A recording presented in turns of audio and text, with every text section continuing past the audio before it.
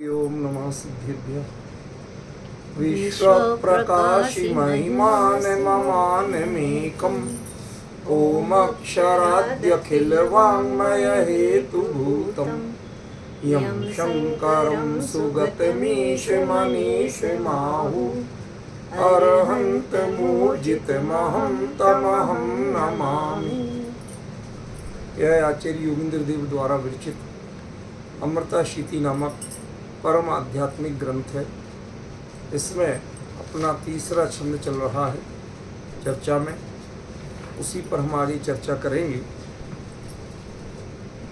धर्मादयो हि हित हेतु तया प्रसिद्धा धर्माद्धनम धनतई हित वस्तु सिद्धि बुद्धेति मुक्त हितकारी विधेहि पुण्यम धर्म पुण्यैर्विना नहि भवन्ति समीहितार्था।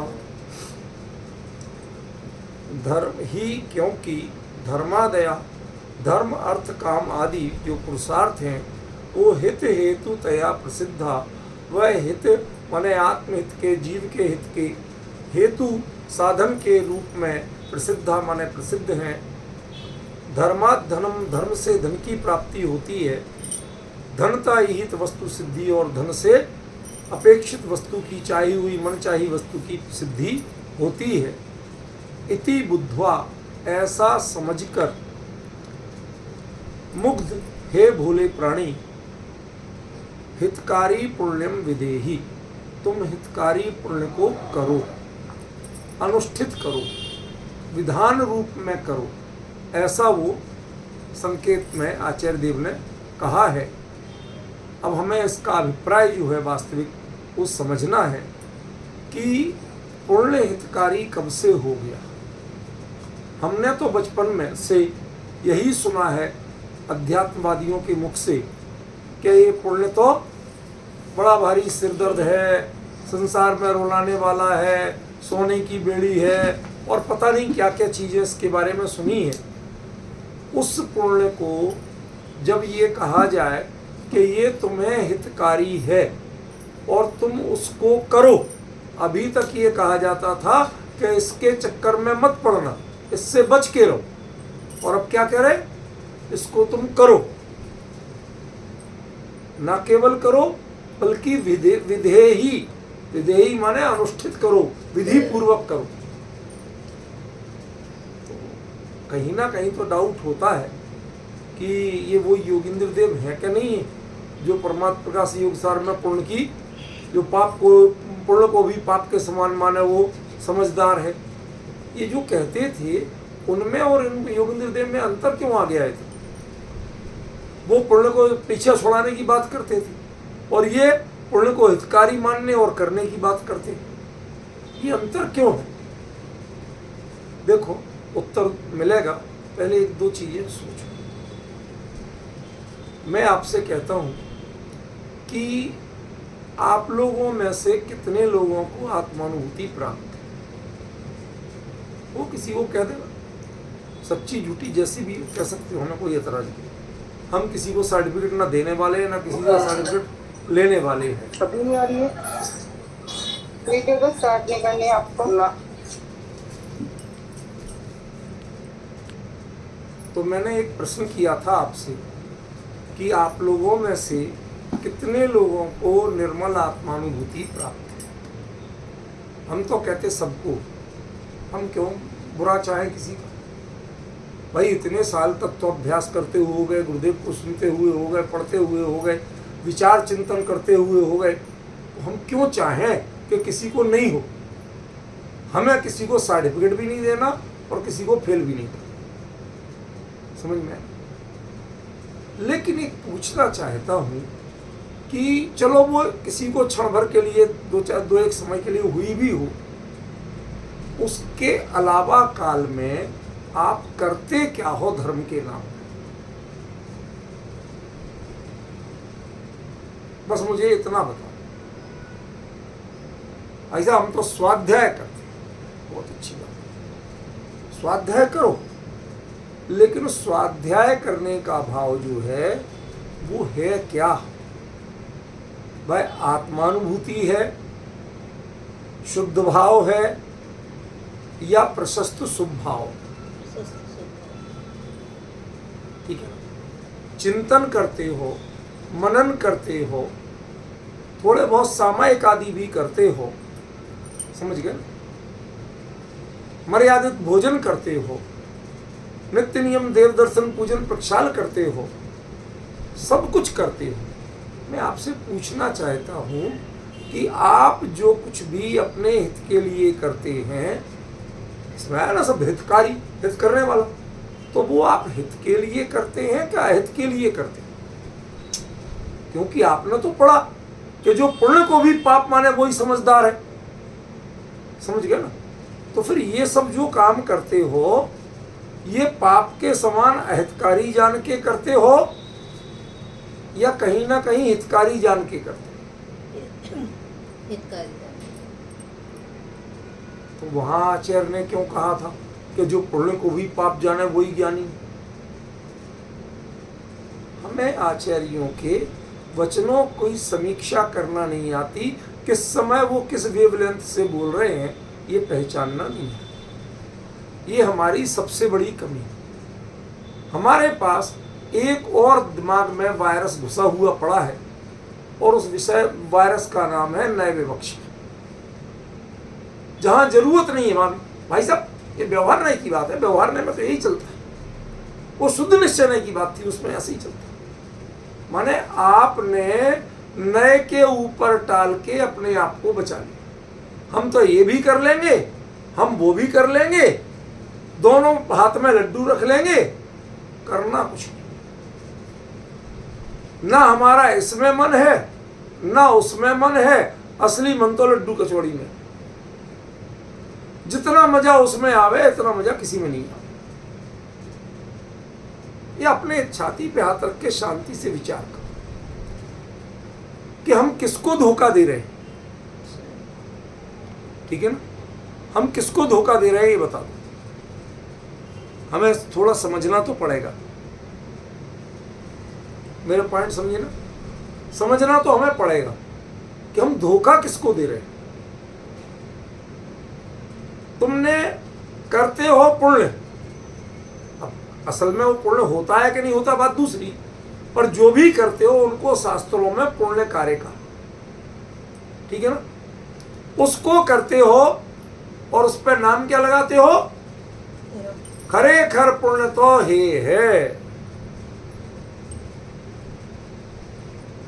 ठीक है ना? तो कैसे क्या क्या कोई कर रहे हैं मैसेज, ये समझ नहीं आ रही बात। इससे क्या है, फिर डिस्टर्बेंस होता है, हम तारतम्य से बोल नहीं पाते। कोई बात है एक बार में बता दो तो फिर मैं उससे निश्चिंत होकर अपनी चर्चा करूं। डबल माइंडेड होकर मुझे डिस्टर्ब मत करो। मैं जो विषय शुरू करता हूं फिर कोई बात आ जाती है, फिर कोई बात आ जाती है, मैं कैसे करूं? उसके तारतम्य चलने दो। मैंने क्या कहा, जो भी हम करते हैं उसके पीछे कहीं ना कहीं हमारे अंदर में लालसा छुपी हुई है। हम उसको हितकारी नहीं मानते, उसके फल में मिलने वाली बात को हितकारी मानते। मेरा पॉइंट समझिए। सच बताओ, कितनों को प्रक्षाल करने में आनंद आता है? सुबह सुबह उठ के भागम भाग में जाके किसी तरह हो गया, मिल गया। तो जो इतना सब किया हड़बड़ी का काम, इसमें तुम्हें संक्लेश ज्यादा हुआ या मन की शांति आनंद ज्यादा हुआ? तय करो पहले। उस क्रिया में आनंद लेते हो या वो क्रिया करके ये डॉट डॉट डॉट साइलेंट, समझ रहे? इसके बदले में अब क्या मिलेगा, उससे हमें क्या होगा, उसमें आप संतुष्ट हो। अपने परिणामों को परखो। किसी से पूछने नहीं जाना, किसी को बताना भी नहीं जाना। अपने डॉक्टर खुद बनो, अपनी कॉपी खुद जांचो। उपलब्ध समझ में आ रही बात? जो आप कर रहे हो उसमें आपको हित बुद्धि दिखती है क्या, या उससे होने वाले बंध और उसके उदय में हित बुद्धि दिखती है? पॉइंट समझ में? वो जो ये भावना है कि इस कार्य को करके जो होने वाला बंध है और उसका आने वाला जो उदय है, उस विपाक में हित बुद्धि दिखती है। इसलिए उधर आचार्यों ने कहा था कि पुण्य को भी पाप जानो।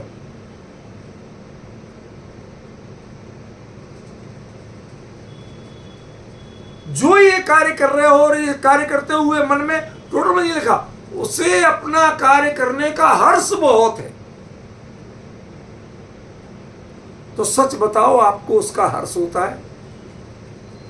या एक जो मन में आपके आशा पड़ी है कि इससे कुछ ना कुछ बंधेगा बढ़िया, इस भाव में थोड़ी बहुत तकलीफ सही, अगला तो बढ़िया मिलेगा। मैं किसी के ऊपर आक्षेप नहीं कर रहा हूं, मैंने इसीलिए कहा अपनी कापी खुद जांचना। कितने लोगों को पूजन करते समय, प्रक्षाल करते समय, स्वाध्याय करते समय अकेले में स्वाध्याय करो और ऐसे आनंद की अनुभूति। कहीं कहीं कोई कोई थोड़े से इधर से डिस्टर्ब भी होते, कोई कोई लोग बाय डिफॉल्ट ओवर मुस्कुराते दिखते हैं। तो आप क्या समझते हो? ये मेरे ऊपर मुस्कुरा रहे, मेरे ऊपर रीझ रहे, ऐसा लगता है ना? अब पहली पहली बार मिलो, लेकिन जब उसकी आदत देखो कि कोई भी जो निकल रहा उसी के सामने मुस्कुराता है, कोई भी हो, समझ में आएगा। तो धीरे धीरे आपको समझ में आएगा कि इसकी मुस्कुराहट कोई क्वालिटी नहीं है, ये तो थोड़ा थोड़ा स्क्रू ढीला। हमारे गांव में था एक आदमी, जिस किसी को देखा पूरी बत्ती सी दिखा के बात कर, ही कर। अब ये जो ही है, ये हंसना, दांत दिखाना, प्रसन्न मुख मुद्रा बनाना, इसमें स्क्रू ढीला है या मन की प्रसन्नता है? इन दो का निर्णय कौन करे? पॉइंट समझ में आया क्या कहना चाहता हूं? कई लोग जय जय नाथ प्रभु हो ऐसी ऐसी मुद्राएं बनाते हैं कि देख के आपको संकोच लगे, क्या हमें तो इतना मजा आ ही नहीं रहा, इसको तो बहुत मजा आ। समझ रहे ना? अपने पर, ये असल में विषय ही ये है, हितकारी शब्द पर क्लियर कर रहा हूं, समझे ना? कि तुमने हितकारी पुण्य कभी किया क्या? तुमने जो कुछ भी किया वो विपाक में हित की कामना की, वर्तमान परिणामों में तुम्हें हित बुद्धि नहीं जगी, उसमें तुम्हें मजा नहीं आया, उसमें तुम्हें तृप्ति संतुष्टि नहीं हुई।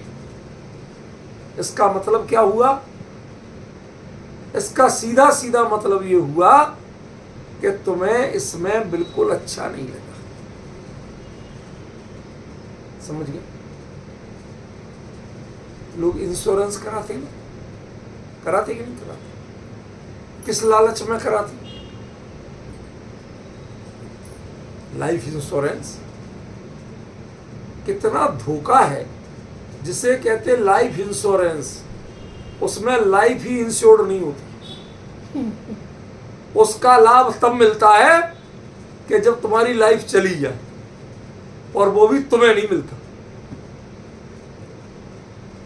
जिसके भाग में होगा उसे मिलेगा। समझ रहे हो कि नहीं समझ रहे? क्या कहना चाहता हूं? नाम है लाइफ इंश्योरेंस और उसमें लाइफ ही इंश्योर्ड नहीं है। अब सही एजेंट होता है वो आपके दिमाग पे मोहन धूल डालता है। ये मोहन धूल शब्द टोडरमल जी का है, गुरुदेव भी बहुत बोलते हैं। मोहन धूल माने जैसे आजकल हिप्नोटिज्म करने वाले होते ना, ऐसे ही पहले कोई धूल डाल के ऐसे फूंक के और वो हिप्नोटाइज करता था, उसमें हल्का असल में नशा मिला होता।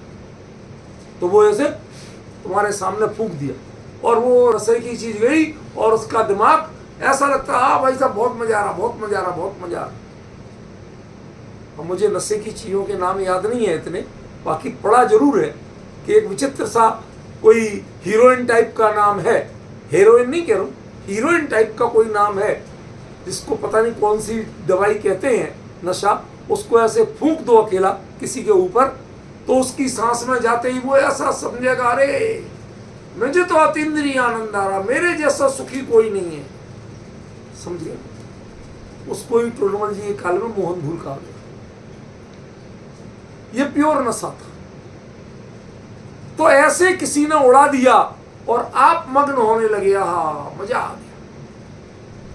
इसका नाम मजा नहीं है, इसका नाम नशा है, इसका नाम स्वरूप की विस्मृति है, स्वरूप की सावधानी नहीं। यदि आपने भविष्य की आशा में वर्तमान की मजदूरी की है तो तय जानना आपने अपने आप को धोखा दिया। वो पुण्य हमेशा है जिसके बंध और उदय की आशा की जाए। जहां जहां आचार्यों ने हे कहा है वो उस पुण्य को हे कहा है। जब पुण्य की लालसा ही नहीं है और स्वरूप में हम टिके नहीं हैं तो कहीं तो टिकोगे भैया, कि कहीं नहीं टिकोगे? चक्कर घिन्नी की तरह घूमते रहोगे, पतंग की तरह कहीं भी उड़ते रहोगे? कहीं तो टिकना पड़ेगा ना। अपने लिए कोई तो परिणामों को ठिकाना चाहिए। तो हम अलग अलग समय में अलग अलग आश्रय लेते हैं। वो जो आश्रय लेते हैं उस आश्रय के काल में, उस आश्रित रहने की परिणति में आपको आनंद आता है कि आश्रित से के उदय बंद और उदय की आशा में आपको आनंद आता है। हमारा प्रश्न ये, यदि बंद और उदय की आशा में आनंद आता है तो तय जानिए जो आचार्यों ने पहले कहा कि पुण्य को भी पाप माने सोई ज्ञानी है, तो बिल्कुल वही बात है। लेकिन यहां उसकी बात है ही नहीं। सचिन समझ में आया कुछ अंतर? हमारे लिए बहुत बड़ा मुगालता है, भ्रम है पुण्य के बारे में। आचार्यों ने अभी फिक्स वो LIC की तरह डिपॉजिट करो, मैंने कहा था वो एजेंट आते आपको ऐसा बरगलाते हैं, ऐसा बरगलाते हैं भाई साहब। 4 न्यूज ताजी ताजी। एक आदमी सुबह सुबह घूमने जा रहा था, मॉर्निंग वॉक, और बाग में घूमते घूमते हार्ट अटैक आया और निपट लिया। एक अपना बैग लेके ऑफिस जा रहा था, बढ़िया नाश्ता किया, खा पी के जा रहा था, खुश था, घर में कह के गया शाम को बच्चों के लिए लेके आऊंगा, बिल्डिंग के दरवाजे से नहीं निकल पाया, वहीं गिर गया, निपट लिया। समझ में? तीसरा चला, बढ़िया आराम से अपनी गाड़ी लेके जा रहा था, सामने से डंपर आया, उसने पुचकारता हुआ चला गया। उसने 10-20 घटनाएं बताई। आपने कहा हाँ भाई ये घटनाएं तो रोज होती हैं। भाई साहब आजकल गृहस्थी कैसी है, एक खंबे का तंबू है। ये डायलॉग बता रहा हूं इन लोगों को, एक खंबे का तंबू है, आदमी गिरा और बाकी कोई संभालने वाला नहीं है। ये आपके बीबी हैं, बच्चे हैं, नाती पोते हैं, कौन देखेगा इनको? अभी तो तुम देख लेते हो। समझ में आया कि नहीं आया?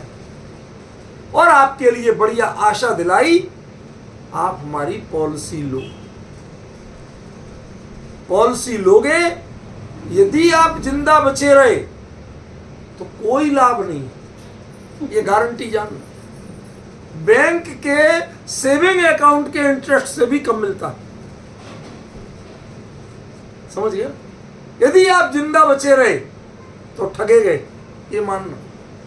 और यदि निपट लिए तो जिनके भाग्य में होगा उनको मिल जाएगा, तुम्हें तब भी नहीं मिलेगा। इसका नाम है पुण्य। ये है पुण्य की मार्केटिंग। जो वर्तमान के परिणाम है, मुझे इस मनुष्य भाव में शांति चाहिए थी, मुझे इसमें निराकुलता चाहिए थी, वो तो तुम दे नहीं पाए। सो तो सुबह सुबह मंदिर भागो, मन नहीं था, जल्दीबाजी हो रही थी, लेट हो गए, घड़ी देखो, प्रचार निकल जाए, भागे भागे पहुंचे, हाय हाय करके फटाफट हुए, कपड़े पहने, प्रचार, चलो मिल गया भाई साहब, तुमने बड़ी कृपा की, थोड़ा सा इंतजार कर लिया, प्रचार मिल गया, पूजन की, थोड़ा बहुत स्वाध्याय किया, आए चलो भैया ऑफिस जाओ। हर चीज तुम्हारी, जैसे ऑफिस जाते हो, जैसे सब्जी लाते हो, जैसे ग्रोसरी लाते हो, ऐसे ही तुम्हारे यदि पूजन विधान होते हैं तो माफ करना, आप एक रूटीन निपटा रहे हो, उसमें आपकी कोई भी हित बुद्धि ही नहीं। जो थोड़ी बहुत हित बुद्धि है, किसी एजेंट ने आपको पढ़ा रखा कि आप जब मर जाओगी, भाई इस जन्म बीतेगा, जब अगले जन्म, अगला बहुत हुई तो सुन, आप समझ रहे हैं कि नहीं समझ रहे? कितनी सीधी बात कह रहा हूं, ये बिल्कुल लाइफ इंश्योरेंस एजेंट वाली भाषा है कि नहीं? अगले भाव में तुम्हें अच्छा होगा, मतलब ये भाव तो तुम्हारा गारंटी से जाएगा, और अगले भाव की गारंटी तुम्हारे बापूजी भी नहीं ले सकते, तुम तो क्या लोगे और मैं क्या लूंगा। समझ रहे कि नहीं समझ रहे? अब बताओ कि तुमने पुण्य कभी जीवन में किया?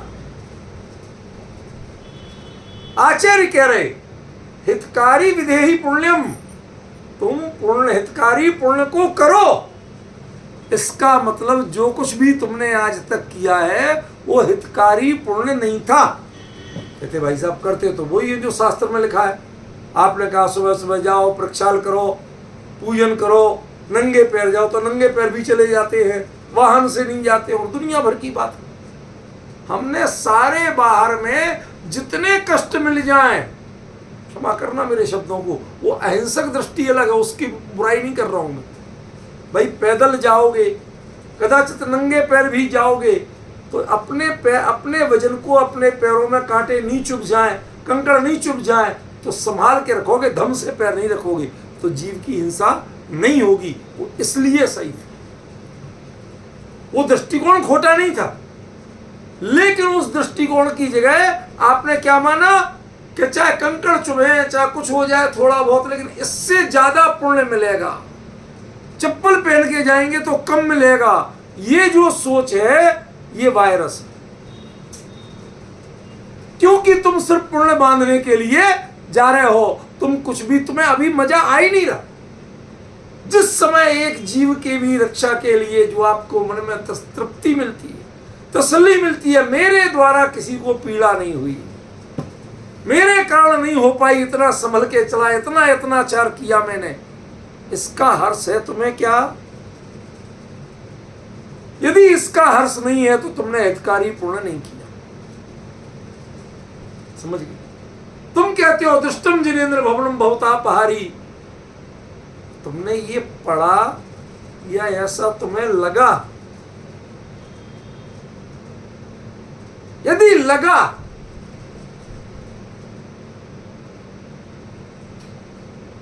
खरेखर लगता नहीं है रूपल बहन, खरेखर लगता नहीं है। हम पढ़ते हैं और पढ़ के अपने आप को समझाते हैं, हाँ भाई सब ठीक है, all is well, all is well. ये पढ़ाते हैं अपने आप को, तसल्ली देते हैं, दिलासा देते हैं, वास्तव में ऐसा हमारी प्रणति में आता नहीं।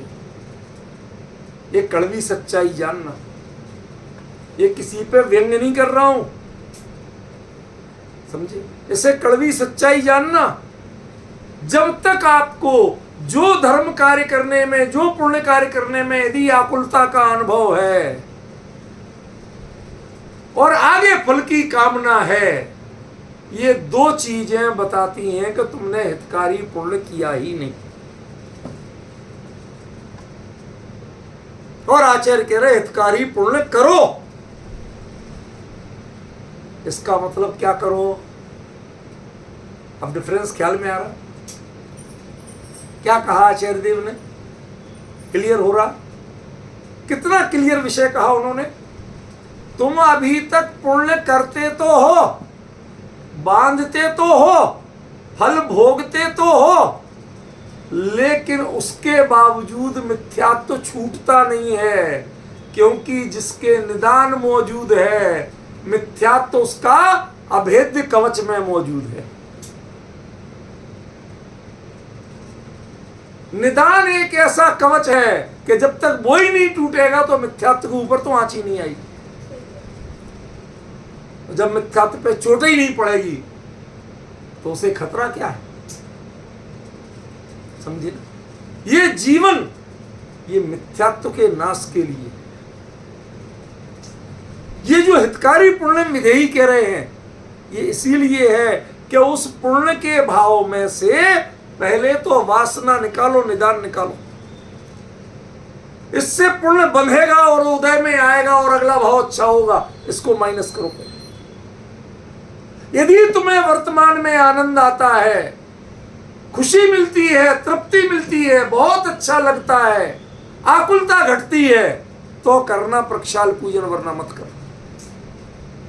संकलेश के लिए नहीं करना है और आगामी पुण्यबंध की लालसा में नहीं करना, निदान के लिए नहीं करना। कितना बड़ा अंतर कह दिया आचार्य देव ने। कमी हमारी है कि हम पकड़ ही नहीं पा रहे। हम अर्थ क्या कर रहे हैं? अरे ये तो व्यवहार धर्म की बात है भैया, वो अज्ञानी जीव था ना, उसके लिए थोड़ा व्यवहार धर्म की बात कर रहे हैं। हाँ करो करो भैया, व्यवहार धर्म करो थोड़ा। धर्म करत संसार सुख, धर्म करत, ये सब चीजें चलती हैं। ये जो हमारे दिमाग में बिठाया गया है वायरस कि धर्म करने से संसार सुख मिलता है, ये प्योर निदान नहीं है तो क्या है? अनुक्रम सो सिविल है। इंद्र चक्र सक्रादि हो, अनुक्रम सो सिविल है। ये चक्कर क्या है? ये आपके लिए स्कीमें क्यों दी जा रही कि इंद्र हो गए, चक्र हो गए, चक्री हो गए, चक्रवर्ती हो गए, पता नहीं क्या क्या हो गए, बाद में कभी होगा तो मोक्ष भी चले जाओ। मतलब वो इतना डाइल्यूट हो जाता है, मोक्ष इतना डाइल्यूट हो जाता है तो उसके बारे में बात करने में ही मजा नहीं आता। भूल ही सा जाते हैं कि मोक्ष भी कोई चीज है। अभी तत्काल लाभ आपको दिखाए जाते हैं कि तुम देवगति में जाओगे, और जरा पुण्य तेज हो गया तो इंद्र बन जाओगे, और ज्यादा यही के मजे लेना है तो चक्रवर्ती बन जाओगे। पता नहीं क्या क्या होगा, ऐसे मजे आएंगे तुम्हारे लिए कि पूछो मत। मजे आएंगे किसमें? पूर्ण के उदय में, विपाक में मजे आएंगे। अब मैं विपाक की चर्चा दोबारा शुरू नहीं करूंगा, एक दिन जम के कर ली। अब आपको पता है, जिसने सुनी है तो ठीक है और नहीं सुनी है तो ठीक है। समझ में आया? सुन लो। जिसको विपाक में मजा आता है, विपाक को सिर पे ढोता है, उनकी चर्चा नहीं कर। यहां तो कह रहे हितकारी पुण्यम विधेयी। तुम जो भी अनुभव के काल बहुत थोड़ा है, यदि जिनको है भी तो उनका इतना थोड़ा है कि वो गर्व नहीं कर सकते। बाकी समय कहां बिताओगे ये तो बताओ। एक व्यक्ति ने इंडिया से अपनी प्रॉपर्टी, खेत वेत सब बेच दी। अमेरिका जाएंगे, वहां बढ़िया चैन से रहेंगे, मौसम बढ़िया है, व्यवस्था बढ़िया, वहां आराम से कमाएंगे डॉलरों में और मजे करेंगे। अब वहां से ट्रंप महोदय ने तुम्हें पकड़ा, इलीगल इमिग्रेशन के चक्कर में पकड़ा, और पकड़ के बढ़िया प्लेन में बिठा के भेजा प्लेन में कि नहीं? पैदल तो नहीं भेजा। अब वो प्लेन में जितनी देर बैठा है वहां कष्ट थे नहीं थे ये बात अलग है, पर एक चीज का कष्ट बहुत। अब इंडिया जाके करूंगा क्या? जो खेती बाड़ी थी वो भी बेच के आया था, एजेंट को सारे पैसे दे दिए थे। अब मैं करूंगा क्या? भीख मांगूंगा क्या? प्रति समय जितनी देर प्लेन में है उतनी देर संकलेश चल रहा है। वो एसी की हवा अच्छी नहीं लग रही, समझे? अच्छी नहीं लग रही। क्यों? क्योंकि अगला समय याद आ रहा है। ऐसे ही जो जीव थोड़ी बहुत देर के लिए इंद्र चक्र सक्रादि की बातें करते हैं, उन्हें प्रति समय संक्लेश वर्तता है। आप क्या सोचते हैं जो विषयों में मग्न होके खुशियां मनाते हैं वो सुखी है? ज्ञानियों ने लिखा है जैसे खाज खुजा खुजा के लोग आदमी तृप्ति मानते हैं, इसी प्रकार विषयों में कोई सुख है थोड़ी। उनमें थकते हैं और सुख मानते हैं। समझ गया? ये खाज खुजाना है। जो खाज खुजा रहा है, जिनके खुजली नहीं है, वो उसको देख देख के पहले तो बचता कि इसकी खुजली की मुझे ना लगे, फिर उस पर या तो घिन करेगा, दूर रहे मेरे से। बहुत भला आदमी होगा तो करुणा करेगा, अरे बेचारा देखो कैसी खुजली हुई, दिन रात खुजाता रहता। ऐसे ही जो विषय भोगों में मग्न हैं, ज्ञानी जीव उनको देख देख के क्या कहते हैं, कैसे बेचारे जीव हैं, दिन रात खुजाते रहते। आप पुण्य का उदय मान रहे हो और वो क्या मान रहे हैं कि इससे दुर्दशा और क्या होगी तेरी। करुणा करते हैं, करुणा करके कहते हैं हितकारी विधेयी पुण्यम, तुम हितकारी पुण्य को करो भाई। ये जो तुमने पुण्य बांधा था, जिसके फल की आशा की थी और कदाचित फल मिला भी, इससे तुम्हारा भला होने वाला नहीं। इसके फल में ज्यादा से ज्यादा तुम्हें विषय भोग मिले, और विषय भोग स्वयं आकुलता का लक्षण है। यदि निराकुल हो तो विषयों का सेवन क्यों करें? आकुलित हो बहुत जब तुम विषयों का सेवन करें।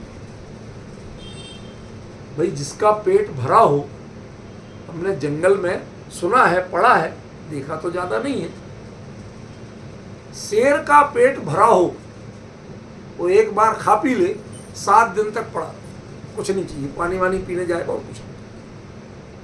तो जंगल के जानवर जब जान लेते, उन्हें तो भाई जंगल में शेर एक ही होता, तो उन्हें उसका पूरी जानकारी होती कि हाँ भाई इनने का तो ब्रेकफास्ट लंच डिनर सब हो चुका, तो वो उसके मुंह के पास की घास खाते रहते और वो कुछ नहीं करता। चूहा उसके मुंह पे दौड़ रहा, खरगोश कुछ नहीं करता। जब तक इसका पेट भरा है तब तक इससे खतरा नहीं है। यहां किसका पेट भरा है भाई साहब? किसको इतनी तृप्ति है कि आज भोजन मिल गया तो 7 दिन तक हमें विचार नहीं करना, विकल्प नहीं करना, शांत परिणामों से पढ़े? है किसी को? या तो जानवरों तरिंचों जितनी योग्यता भी नहीं है आपकी, उसके बाद जो दिन कमाओ रात कमाओ, इधर भागो उधर भागो, दिन रात करते हैं, तुम्हारा पुण्य हितकारी नहीं। आचार्य ने कहा हितकारी पुण्य को करना, जो तुम्हें अहितकारी हो उस पुण्य को बिल्कुल मत करो। यदि पूजन से संकलेश होता हो तो बिल्कुल मत करना। हाँ, ये जरूर है कि पूजन संकलेश का कारण नहीं है, पूजन संकलेश रूप नहीं है, तो विचार तो करना कि पूजन का जो आनंद था, तुम्हें मंदिर मिल गया, भगवान मिल गए, सामग्री मिल गई, समय मिल गया, उसके बावजूद तुम पूजन का आनंद नहीं ले पाए, इस पर विचार जरूर करें। समझ में? क्यों नहीं ले पाए? कमी किसकी थी? साधनों में कमी थी या साधना में कमी थी? ये विचार जरूर करें। ठीक है? इसी विचार को करने के लिए आचार्य ने प्रेरणा क्या दी? हितकारी पुण्यम विधेयी, तुम हितकारी पुण्य करना। उन्होंने ना दया दान को मना किया, ना प्रक्षाल पूजन को मना किया, ना स्वाध्याय ध्यान को मना, किसी को मना नहीं किया। तुम दिन करो रात करो, खूब करो, लेकिन इतना देख लेना, सावधानी इतनी रखना कि वो तुम्हें हितकारी है कि नहीं, तुम्हें करते हुए मजा आता है कि नहीं, परिणामों में निराकुलता बढ़ती है कि नहीं, पहले ये देख ले। यदि बढ़ती है वेल एंड गुड, खूब करो, और यदि नहीं बढ़ती है तो भाई साहब अकेले पुण्य के चक्कर में मत रहना, बहुत घाटा होने लगा। क्योंकि ये लाइफ इंश्योरेंस एजेंट है जो आपको पुण्य बेच रहे हैं। वर्तमान भाव तो गारंटी से जाएगा, और अगले भाव में क्या मिलेगा क्या नहीं मिलेगा। यदि अनुकूलता मिल भी गई भौतिक साधनों की और हम दिन रात भोगों में लग गए और उसके बाद में नरक निबोध में गए, तो आपको अच्छा हुआ कि बुरा हुआ? समझे ना? इसलिए आचार्य ने जो शब्द कहा है कि हितकारी विधेयी पुण्यम, तुम हितकारी पुण्य को करो, जो भी कार्य करो उसमें अपने अंदर में प्रमोद का भाव बहुत लाओ। इन कार्यों का करने का मुझे हर्ष बहुत है, लिखा टोडरमल जी ने। इसमें तो मुझे मेरा ही भला भाषित होता है। ये प्रायोगिक लब्धि के परिणाम है हितकारी पुण्य। क्या समझे? अभी पढ़ना मोक्ष मार्ग प्रकाशक 7वां अध्याय, सम्यक तो सम्यक मिथ्या दृष्टि का प्रकरण 257 पेज, ऊपर के 2 पैराग्राफ छोड़ के तीसरा पैराग्राफ, शब्द पंक्ति क्रम सब रटा पड़ा है। रूपल बहन, वो अकेला जो उसमें 1.5 पौने 2 पैराग्राफ था ना सम्यक सम्यक मिथ्या दृष्टि का, उदयपुर में जब रहा 2 साल में अकेला वो 2 पैराग्राफ चले थे। 2 साल प्रतिदिन रात को स्वाध्याय में जाता, तब समझे इतनी गहराई है उसमें, इतना मर्म है उसमें। मुझे तो इन बातों की खबर ही नहीं थी। यहां तो छूटते ही उत्तर मिलता है, बधू खबर चाहिए। मिलता कि नहीं मिलता बताओ? सबसे पहला बधू खबर चाहिए, समय सार फला લીટી માં फला गाथा में आचार्य कुमकुम कहे छे, गुरुदेव श्री ने एम फरमाए, सब का तो उनने क्या कहा, तुझे समझ में क्या आया ये तो बता, तूने अप्लाई क्या किया ये तो बता। ये तो मुझे नहीं पता, उन्होंने क्या कहा और इन्होंने क्या कहा ये तो पता, लेकिन ये नहीं पता कि मुझे समझ में क्या आया और मैंने अप्लाई क्या किया कि इसका पता। कहते ये ही करने को कह रहे हैं आचार्य। स्वाध्याय करो तो उसमें अपना हित ढूंढो, निराकुलता ढूंढो, तृप्ति ढूंढो। उपल बहन, वो दिन आज भी मुझे अच्छी तरह, वो क्षण, बहुत साल बीत गए लेकिन आंखों में ज्यों का त्यों है। ललितपुर में दुकान थी, पिछले कई घटनाक्रम थे, वो सब नहीं बताना चाहता। किसी तरह इंडिविजुअल दुकान की कपड़े की, और उसमें हम सब भाई बहुत छोटे छोटे सब लगते थे कि भाई हमारे घर की दुकान एक बार जम जाए तो हम लोग भी इज्जत से रोटी खा सके। पुरानी कमी कोई नहीं थी, लेकिन हाँ तत्काल की इनकम की थोड़ी प्रॉब्लम हुई थी, किसी अपने ने ही बड़ी चोट पहुंचाई थी। तो वो होते होते उस जमाने में, आज से करीब 50 साल पुरानी बात है, उस जमाने में करीब 28-30 लाख की दुकान कर ली, इतना माल था। अब किसी को जिनने पहले गड़बड़ी की थी उनने आग लगवा दी, ठीक है, जिसकी जैसी परिणति थी, हो गया सब। अब घर पे खबर मिली, जब तक पहुंचे तो वहां क्या बचा, कुछ नहीं, जले कपड़े के टुकड़े, चिंदियां जली, कोई साबुत नहीं मिला। पिताजी रोज सुबह 5 बजे से स्वाध्याय करते थे घर में, 10-5 लोग आ जाते थे। पूरे गांव में हल्ला हो गया कि इनकी तो दुकान जल गई। उन्होंने कहा उनके यहाँ तो हाय हाय मची होगी, स्वाध्याय कहाँ से होगा। लेकिन लोग घूमते तो निकलते ही थे ना, तो घूमने निकले, जरा ध्यान दो क्या क्या, घूमने निकले और वहां से देखते तो उन दोनों लाइट वाइट ज़्यादा नहीं होती थी, एक वो लैंप होता था, मिट्टी के तेल का लैंप, थोड़ा बड़ा वाला, छोटा वाला नहीं। तो पिताजी ने अपने टाइम से वो जलाया और पुस्तक लेके और बेंच पे, लकड़ी की बेंच पे बैठ गए, जहाँ बैठते थे स्वाध्याय करने। कोई नहीं आया तो पिताजी जोर जोर से बोल के समझा, कोई नहीं है सुनने वाला। हम लोग तो भीतर से देख रहे तमाशा, वो लोग बाहर से देख रहे, इतने में एक ने हिम्मत जुटाई, कहते पटवारी जी स्वाध्याय होगा? तो मैं तो कर रहा हूं, तुम्हें सुनना है तो सुनो, नहीं सुनना मत सुनो, मर्जी तुम्हारी। अरे आप क्या, कहीं कपड़े की दुकान में आग लगी थी, मेरे में नहीं लगी थी। मैं अपना स्वाध्याय, अपना तत्व चिंतन क्यों छोड़ूं? मेरे स्वाध्याय छोड़ने से क्या वो बच जाएंगे? कपड़े वापस साबुत हो जाएंगे, दुकान वापस सही हो जाएगी? मैं अपना वर्तमान नष्ट क्यों करूं? जो होना होगा होगा। जब घर में कहेंगे चूल्हे जलाने के लिए लकड़ी नहीं, खाना बनाने के लिए साधन नहीं, जब वो कहेंगे, जब उनका उत्तर देखें क्या होता है।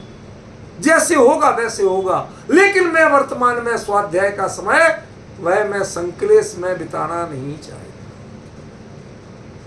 और लोग आ गए तो 1 घंटे तक उन्होंने इतनी मस्ती से, इतनी तन्मयता से समझाया कि सुनने वाले कहते कहते पटवारी जी लग ही नहीं रहा कि आपके यहां कुछ हुआ है।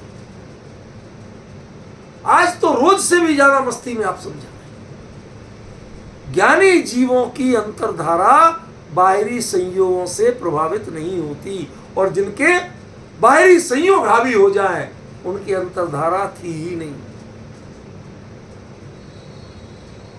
समझे? थी ही नहीं।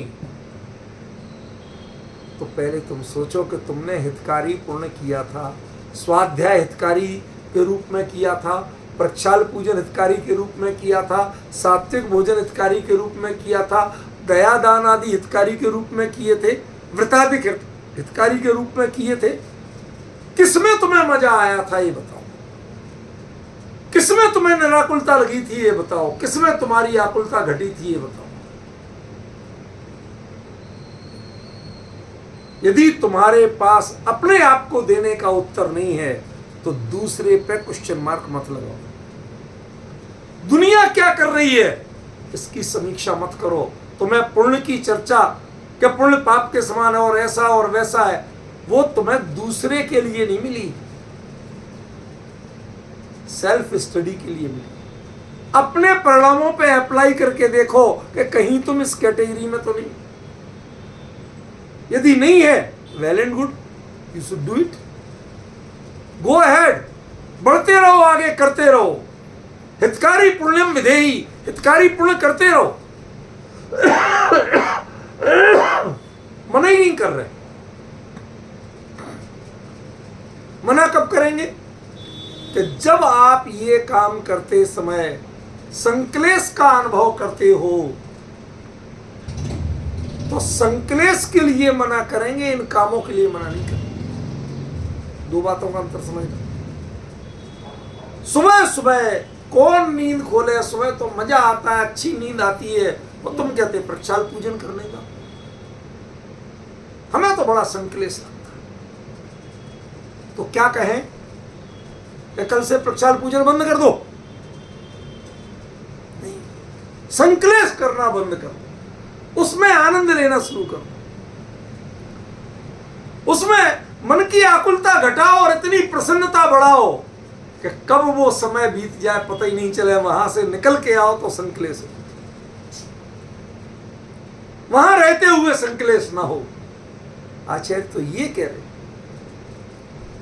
समझिए, यदि ये छोड़ दोगे तो कहां जाओगे?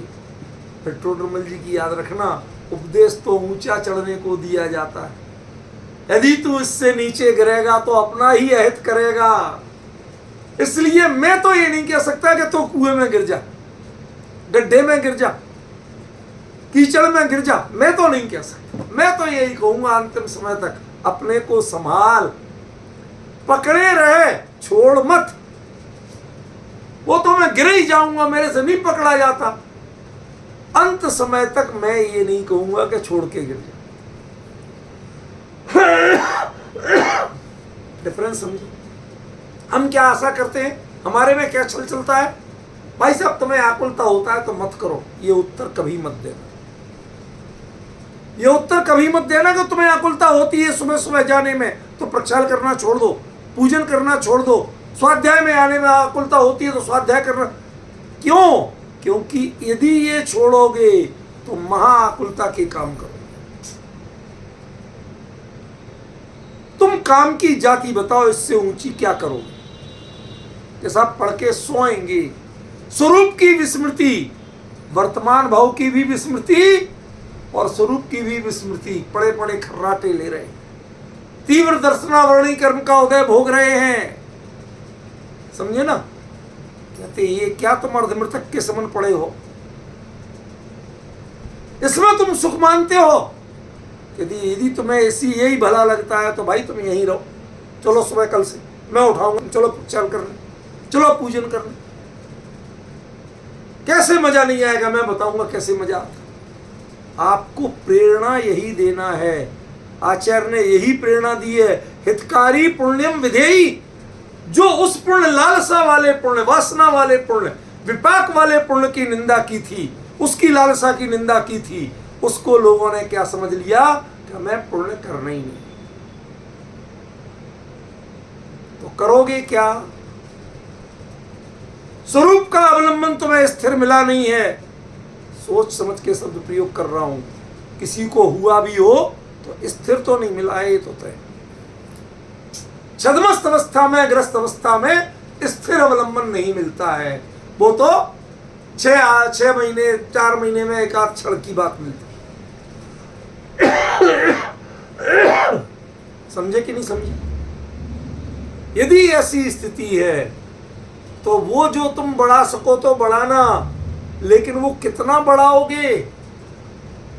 तब भी 15 दिन जितना तो नहीं ला पाओगे। क्या कहा सचिन? कुछ समझ में आया तेरे भले आदमी? 6 महीने की जगह 15 दिन में अनुभव होने लगे तो देशवृत गुण स्थान आ जाता। 15 दिन से घटते घटते अंतर मुहूर्त में अनुभव होने लगा तो अब तुम कहो हम तो हैं घर गृहस्थी ही, कपड़े में, स्त्री पुत्र कुटुंब परिवार में मग्न हैं और हमें अरंतर मुहूर्त में अनुभव होता है। कोई मानेगा?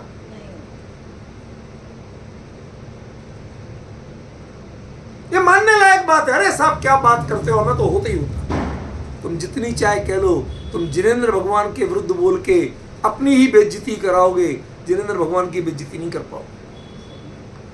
वो तो वस्तु का स्वरूप है।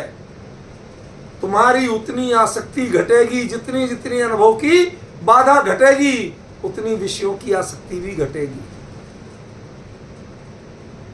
विषय भी उपयोग खाते रहें और अनुभव का बाधा काल भी घटता जाए, ये दोनों एक साथ होते नहीं है। विषय उपयोग नहीं खाएंगे तो अनुभव का बाधा काल घटेगा। कितना बड़ा रहस्य है जिनवाणी। ये तुम्हारे लिए हितकारी पूर्ण, तुम इसमें लगे रहो, दूसरे विकल्प में मत जाओ। भैया दुकान धंधा ये नहीं करें, नौकरी नहीं करें, कहां से आएगा पैसा? प्रश्न तो बड़ा भारी कर दिया। अरे तुम करते हो, लेकिन करने के पीछे आगे कहेंगे बड़ा गजब का दृष्टांत देंगे। किसान होता ना, किसान, उसके लिए कहते हैं कि वो जो दिन रात पसीना बहाता है, खेत जोतता है, निराई गुड़ाई करता है, दुनिया भर के कष्ट सहता है, वो कभी इतना धनवान क्यों नहीं होता?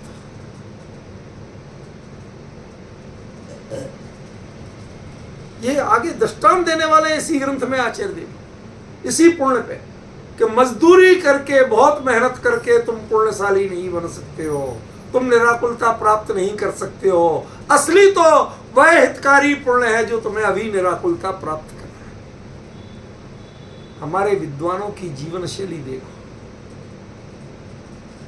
दौलत राम जी थे, क्या करते थे? कपड़े की छपाई का काम करते थे और बगल में एक चौकी पे कागज कलम भी वो रखते थे। 6 ढाला ऐसे लिखी गई, इधर छपाई भी चलती थी और बीच में ख्याल आ गया सो लिखने लगे। अब जिसके यहाँ नौकरी करते, वो नौकरी करते थे, कोई वो उनका अपना प्रेस नहीं था कि जिसमें छपाई का काम हो रहा, समझिए, वो तो हैंडवर्क था। ऐसा करते थे तो महीने भर बाद जो मालिक था कारखाने का, उसने कहा यार बहुत बढ़िया आदमी है, सरल भगत आदमी है, इसको थोड़ी सी तनख्वाह बढ़ा के दे। तो उन्होंने 4 आने बढ़ा के दिए, तो उन्होंने 12 आने लौटा दिए। क्यों? मैं तो आपका काम ईमानदारी से करते ही नहीं, मैं काम के बीच बीच में अपना लिखने बैठ जाता हूं।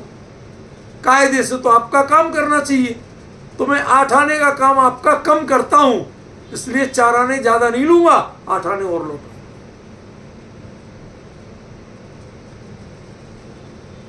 यदि आप अनुमति दें तो घर गृहस्थी के लिए पैसा की तो जरूरत है, तो मैं कल से 2 घंटे एक्स्ट्रा काम करूं। भाई 2 घंटे बीच में लिख लेता हूं ना, तो 2 घंटे ज्यादा काम करूंगा, 1 घंटे जल्दी आऊंगा, 1 घंटे लेट तक रुकूंगा, ताकि मेरी तनख्वाह पूरी मिलती रहे, लेकिन मेरी मेहनत की मिले, इसकी नहीं। उसके बीच में 6 डाला लिखी गई, 3 भुवन में सार वीतराग विज्ञानता, चित स्वरूप शिव स्वरूप शिवकार नवहु त्रियोग। ये यहां से लेके कहां तक की 6 ढाला लिखी। इधर कपड़ों की छपाई, वो सांचे से ऐसे प्रिंट करते कपड़े, इधर स्याही में डुबोए और उस पर लगाए कलर में, ये काम भी चल रहा, और बीच बीच में 6 ढाला का, और इसमें आनंद आ रहा, तृप्ति मिल रही है। इसकी कीमत क्या लगाएं? कौन देगा इसकी कीमत? इसकी कीमत तो मैंने तभी वसूल ली थी। क्या मिला? क्या आनंद मिला ना, निराकुलता मिली। दिन भर आपका काम करके मेरे मन में थकान नहीं हुई। क्यों? थोड़ी सी लिखने की मोहलत मिल गई। तुमने उस बीच में टोका नहीं, चिल्लाए नहीं तुम कि हमारे काम के बीच में ये सब नहीं चलेगा। और लोगों से टोकते थे, लेकिन मुझे नहीं टोका। हम आपके बड़े कृतज्ञ।